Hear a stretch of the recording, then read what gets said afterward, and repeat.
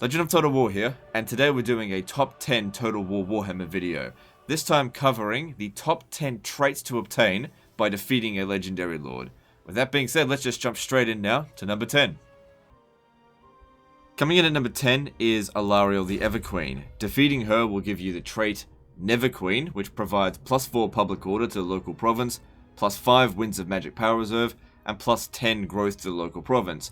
Now the public order and growth is nice, but I usually don't try to prioritize those kind of traits with my lords because I don't really prioritize keeping them stationed in my provinces for long times, because the armies tend to be quite expensive. It's just not really worth it keeping them garrisoned in areas for long periods of time. Sometimes you have to, but that's not a priority. So the Winds of Magic Power Reserve is really the main priority there, and most factions can utilize that. So obviously the dwarfs can't. But the extra public order and growth is really just icing on the cake. Overall, it's an excellent trait. Let's now move on to number 9. Coming in at number 9 is Crocgar. Defeating him will provide a trait called Sora Smiter, which will provide you with +2 public order to the local province and +10 melee defense for that lord. Now once again, the public order is not really a priority, but that melee defense is. Doesn't matter what your lord is, whether it be a caster squishy lord or some melee beast. That melee defense will come in handy in pretty much any battle, because sometimes the enemy is just going to go for your lord, even if it's a caster, especially if it's a caster. And that melee defense there could be the difference between life and death for your lord. Occasionally, I use my lords as meat shields, sending them to the front line so that they can soak up the initial infantry charge so that my archers can shoot at that position.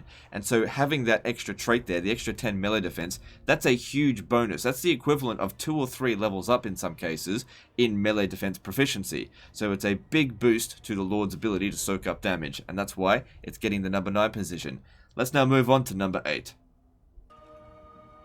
Coming in at number 8 is Heinrich Kamla.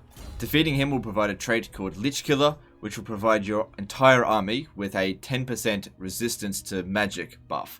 Now, magic's a very powerful force in this game, and some spells are capable of nuking entire units in one go. So, that extra 10% resistance can be the difference between life and death for some of your units. Now, this trait here is especially useful for the dwarfs, who don't utilize any magic, but have a natural resistance to magic of 15%. So getting it an additional 10% on top of that makes it even more effective against magic, and can make some magic users virtually ineffective against your army. Anyway, that's why he gets the number 8 slot. Let's now move on to number 7. Coming in at number 7 is Ketep. Defeating him will provide a trait called Not So Grand Hierophant, which will provide you with Winds of Magic Power Reserve +15, immunity to Desert Attrition, and immunity to Sandstorm Attrition. So the Winds of Magic Power Reserve, obviously very useful provided you've got a spellcaster in the army. The lord who has the trait doesn't have to be a spellcaster in order to make use of it. The immunity to Desert Attrition and Sandstorm Attrition is especially useful if you want to take out the other Tomb King lords later down the track. So if you're having trouble with the Tomb Kings due to attrition, taking out Ketep first and then going to the desert could be a real viable strategy. So there's a lot of things there that could be useful depending on your strategy in the campaign.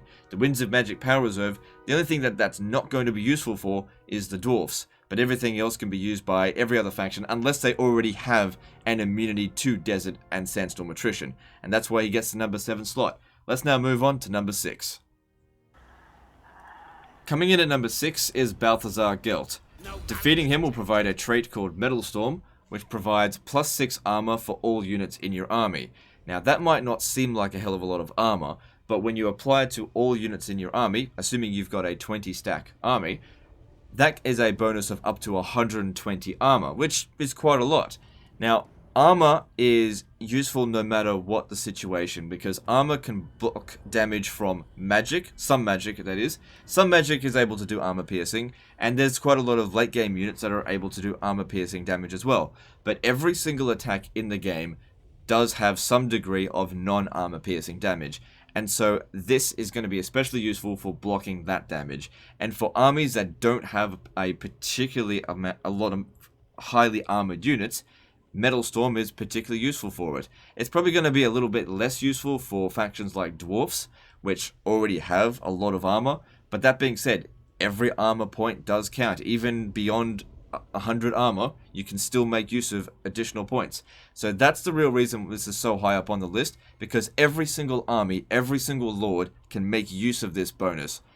And that's why it gets the number 6 slot. Let's now move on to number 5. Coming in at number 5 is Marathi. Defeating Marathi provides a trait called Hag Butcher, which doesn't actually help the army itself that much.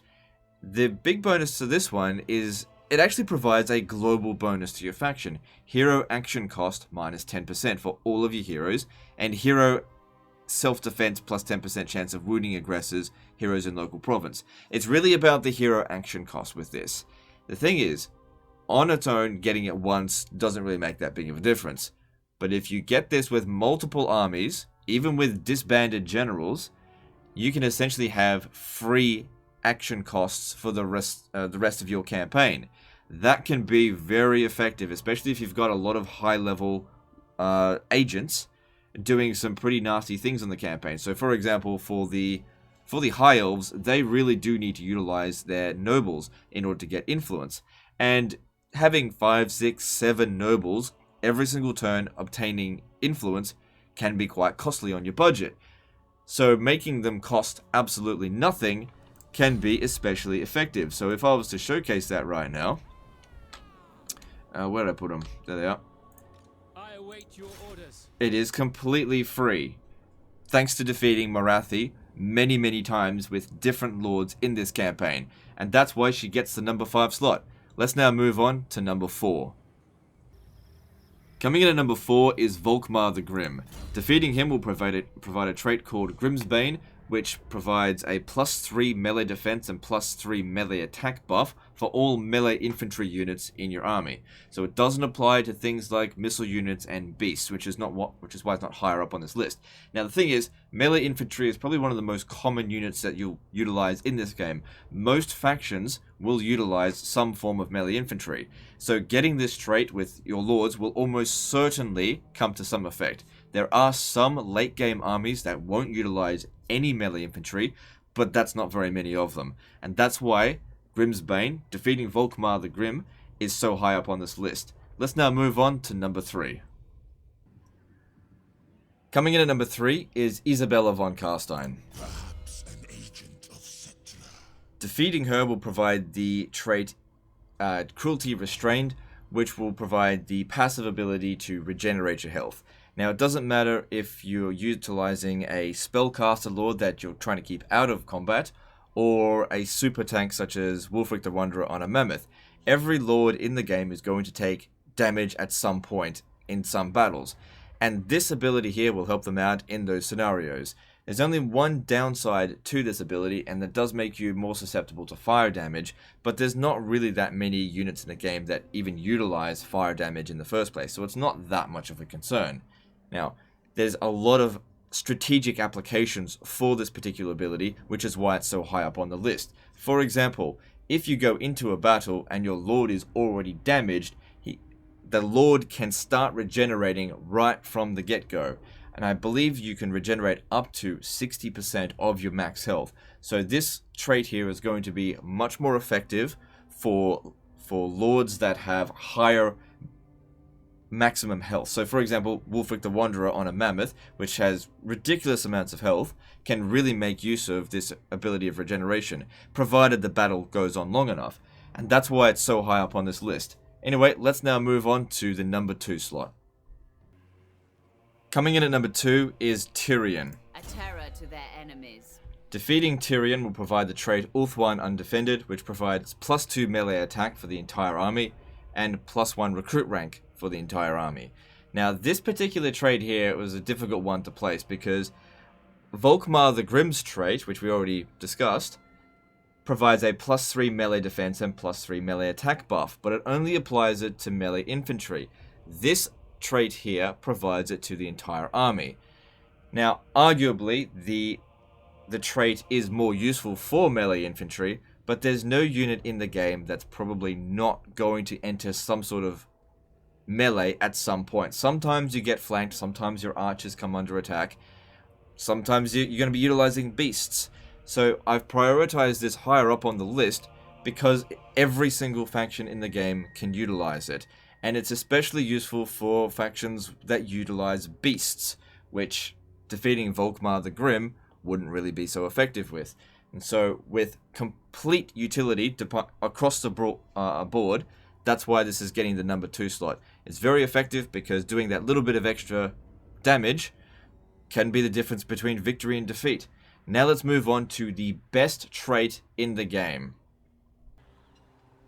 Taking the number 1 spot for the most desirable legendary lord to hunt down and defeat multiple times, to keep alive for as long as possible on the campaign so you can utilize it for as many lords as you can, to revive this lord if they are defeated, is the Fey Enchantress. Defeating her will provide the trait Witchfinder General, which provides casualty replenishment rate plus 10%. For some factions, this is the only way to augment their replenishment rate, which is one of the most important things that you can have in this campaign. It doesn't matter how strong your army is, you're always going to take some damage in the campaign in some battles. Sometimes you can get away with no damage, but in some battles you're going to take damage. And if you're unable to replenish your casualties, it means you basically have to go home and either recruit new units or just go into pleasant territory to recover. Having the Witchfinder General trait allows generals that would otherwise be unable to sustain themselves in unpleasant territory to be able to maintain war against unpleasant factions in unpleasant climates. There are some factions in this game, such as Bretonia and the Greenskins and the Dwarfs, that should make it their priority to defeat the Fey Enchantress as many times as possible with as many lords as possible, because they have very little that they can do to augment their replenishment rates. The Dwarves have a little bit, but the Bretonians and Greenskins have no technology, no landmarks, no traits of their lords that can augment their replenishment rate. This is the only thing that they have available to them, which is why it's absolutely critical for those particular races to find and defeat the Fey Enchantress to get this trait. It can be the difference between life and death when invading unpleasant territory. Now, there's also some factions in the game which have loads and loads of ways of increasing their replenishment, such as the Lizardmen. Now, the max cap for replenishment in any given turn is 50%, and the Lizardmen can hit that max cap, even without the Fey Enchantress's trait. But if you prioritize getting that trait with the Lizardmen, then maybe you don't need to spend as many skill points on certain traits. So there is no, like I said, there's no army, no faction in the game that can't utilize the Fey Enchantress's trait, except for the Fey Enchantress herself. But the thing is with the Fey Enchantress is that her faction ability is actually plus 15% casualty replenishment. So she sort of already has her own defeat trait. Anyway, that's my list. Let me know what you think of it, whether you think that my list is right, whether you think it's wrong, whether you think there were things that shouldn't have been on this list, and whether there were traits that you think should have. There is, I think, a total of 55 or 53, I think it's 53 traits in the game that you can obtain from Legendary Lords. Let me know what you think. Anyway, we'll see you in the next video, fuckers.